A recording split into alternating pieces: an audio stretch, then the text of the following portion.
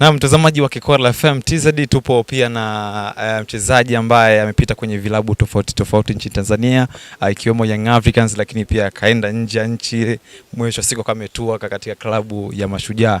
Eric Johola upo hapo, lakini tunafahamu kuna mambo mengi ambayo yapo chini ya carpet. Unatamani uweze kuambia wana Kigoma, lakini pia na Watanzania kwa ujumla. Maisha yangu mimi na wana Kigoma na timu kwa ujumla ni nzuri. Nafurahia maisha hapa. Hali ya soka ilikuwaje? Yaani wazazi walikuwa na kusupport ndani ya michezo? Hicho kitu ni kigumu sana. Unajua mpaka mzazi anakuja kuamini katika kipaji ulichonacho, sio kazi rahisi. Upande binafsi mimi ilikuwa ngumu. Ilikuwa ukitoka shule unapiga msosi alafu nawaambia bwana unaenda mpilani. Ilikuwa ni kazi sana. Walikuwa waamini. Yaani ilikuwa ni ngumu sana, lakini nilikuwa ninaiba, nisiwe muongo. Kwa hiyo nilikuwa natoroka kwa sababu mimi ukiangalia nyumbani kuna ukuta. Kwa hiyo kwa natoka lazima utoke getini. Kwa hiyo yani ilikuwa ni kazi sana. Na nakumbuka mara ya mwisho bwana viatu vyangu vya shule vilikuwa vimeisha. Mama akanichukua, twende tukanunue. Sasa nikasema hapa inabidi nichague ambacho naweza kwenda nacho shule na ambacho naweza kwenda nacho mpilani. Kwa hiyo nikitoka shule na mvizia naenda na virusha nyuma ya ukuta, mimi natoka getini na vipitia naondoka zangu mpilani. Bwana vile viatu vilisha ndani ya miezi miwili. Alijiuliza akaniambia umemalizaje viatu ndani ya miezi miwili? Lakini baadaye alikuja akagundua, alipokuja kugundua mzee ni shughuli. Si unajua wazazi wetu tena. Unatoroka, unarudi labda si unajua na mpilani jioni. Kwa hiyo ni saa moja tena ukirudi saa moja unarudi kwa wizi. Kwa haikuwa kazi rahisi mpaka kuja kuamini katika kipaji ambacho ninacho. Upokeo wa wazazi katika kipaji changu kwa sasa hivi nadhani matunda wameyaona. Siwezi kusema wameanza kuyaona saa hizi kwa sababu mimi nilivyomaliza form 4 tu nilipata timu ya ligi kuu. Kwa hiyo nilikuwa nimeshaanza kulipa. Lakini pia hata kabla sijamaliza form 4 nilikuwa tunacheza mashindano ya UMISETA. Yale mashindano kidogo ukienda unapata chochote kitu. Kwa hiyo ni muda toka muda wameshaanza kuyaona matunda yangu, lakini sasa kwetu sisi katika kipaji nadhani ni kakangu alikuwa anacheza sana mpira. Anacheza sana mpira, lakini hususan si familia yetu sisi, yani mama labda mzee wamewekeza sana katika kuwasomesha watoto wao. Yani katika kuwasomesha kwa sababu kakaangu mimi kasomea udaktari. Kwa hiyo hata kama alikuwa na kipaji lakini issue alikuwa anasomea ilikuwa ni kubwa zaidi. Kwa hiyo mwisho wa siku alibezi sana kwenye kusoma kuliko mpira, lakini alikuwa mchezaji mzuri sana. Nadhani kama angeendeleza kipaji chake sasa hivi tungekuwa tunaongea mengine. Kwa kidogo mpira nyumbani upo. Kwa role model kwa sasa hivi hapa nilipofikia mimi napambana mimi mwenyewe kuweka brand yangu iwe juu. Nadhani kwa sasa hivi nimeshakuwa mkubwa, lakini kwa kipindi tunakuwa wengi tulikuwa tunamtazama Juma Kaseja. Juma Kaseja ndio tulikuwa tunamtazama. Nadhani ni hapa. Nilifanikiwa pia kuonana naye kwa sababu kila baada ya mapumziko ligi inavyoisha kuna timu ya magolikipa. Kuna timu ya magolikipa. Kwa hiyo kuna ziara ambazo tunakuwa tunafanya. Yaani kuna tour. Tunaweza tukatoka hapa labda tukaenda Zanzibar, tunaenda kucheza mechi. Kwa hiyo kuna timu ya magolikipa tupo hiyo. Yaani timu ya magolikipa kuanzia golini mpaka namba 11. Kwa hiyo ni mechi ambazo tunakuwa tunacheza. Hususan huu msimu ulioisha tulikuwa tunatua Kahama hapo. Kahama nadhani tulicheza mechi kama 2 hivi. Kwa hiyo wote tulikuwepo magolikipa wote tunawajua wao wakubwa wa nchi.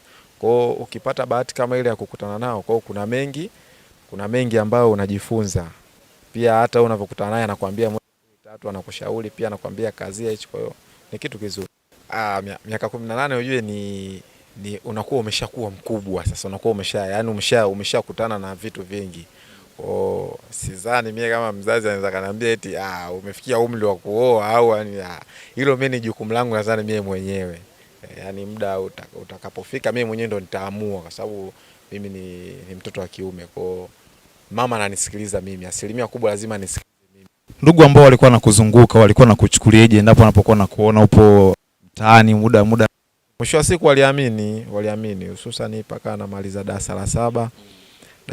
Darasa nadhani UMITASHUMITA ndo kidogo sasa, yani walianza kuamini ile unatoka hapa unaenda mkoa mwingine, na akikaa nyumbani labda wale watu waliotuzunguka kuna wengine wanakuja kwenye viwanja, kwa mama anaambiwa mtoto wako bwana hivi na hivi, kweli ndo kidogo ikaanza kuwa at least nilivyokuwa natoka naenda mikoa mingine kimataifa, labda unarudi umepoa zile tracksuit, unarudi una mabegi, unarudi una viela kidogo, kondo kidogo ikawa afadhali. Yani maisha yako ya soka kuingia Young Africans alianzia wapi?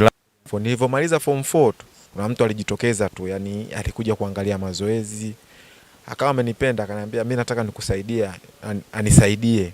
Nikamwambia hamna shida. Akawa amenitafutia timu moja inaitwa Kipanga, ni ya Zanzibar, nadhani ni ya jeshi pia. Ile timu ligi kuu inacheza ligi kuu ya Zanzibar. Nadhani nilikaa kwa nusu msimu nikapata timu kwenda Burundi, nadhani Aigle Noir. Ilikuja kucheza mechi moja na Mwananchi kama unakumbuka. Nimeenda kule nimekaa kama miaka 2, tukarudi Tanzania kucheza na Yanga Afrika. Nadhani ilikuwa siku ya wananchi, mimi ndo Yanga Afrika ndo waliponionea pale, na wengi walikuwa wanajua mimi sio Mtanzania, na wengine mpaka leo wengi wanajua mimi sio Mtanzania.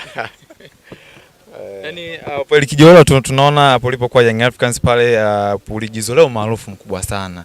Yani baada ya hapo ilivyofuata yani hapo katolewa kwa mkopo, uko umeondoka baadhi ya vilabu, mwisho wa siku umerejea katika klabu ya Mashujaa hii hapa. Je, yani maisha ya Mashujaa hapa yapo vipi? Hapa unajua hii timu ni ya taasisi. Kwa timu ya taasisi ni tofauti na utakavyokuwa timu nyingine. Hapa kuna sheria nyingi ni lazima uzifuate kulingana na timu imechanganyikana, ni maaskari na raia. Alafu pia viongozi wengi wa hii timu ni maaskari nadhani. Wengi na asilimia kubwa, yani sidhani hata kama kuna raia kiongozi. Kwa utofauti upo, yani kuna vitu wewe mwenyewe inabidi utii tu. Yani utii bila shuruti, yani kwa tofauti ipo, lakini kwa mimi sio kazi sana, kwa sababu sio timu ya kwanza ya jeshi kukaa. Hii mimi ni timu ya pili ya jeshi kukaa. Kwa mimi naifurahia timu, nafurahia mazingira hapa, nafurahia na mashabiki wote wa Kigoma. Hapo Kijola tunaona kwamba kazini kwako kuna kazi, yani eneo la golini. Yani kwamba umekuwa upati nafasi sana kucheza. Patrick Evans Motale ameonekana akiwa ni chaguo namba 1 la mwalimu Mohamed Balesi. Wewe kama wewe hapo mchezaji, huo unapata ugumu gani hasa kuona kwamba yani game nyingi amekuwa kidaka Patrick Motale? Nadhani sio game nyingi. So kusema game nyingi anadaka Kwanza uzuri wa Balesi mara nyingi ana first 11. Toka nimekuja hapa mimi napishana na Patrick. Nadhani ndo mfumo wa mwalimu. Yani mwalimu hawezi akakupa mechi 3 mfululizo. Toka nimekuja nadhani. Kwa sababu mimi nimekuja ndo akaja na Patrick. Wenye watu support wasichoke. Hii ndo timu yao nadhani. Hii ndo timu yao ya ligi kuu hapa. Hamna timu nyingine. Sababu hii ndo inabeba mkoa, hii ndo yani inawatambulishwa na Kigoma wenyewe. Kwa wasichoke, waje kwa wingi. Shukrani sana. Shukrani. Mtazamaji wa Kikola FM, TZ tumezungumza na Patrick Evans Motale, lakini pia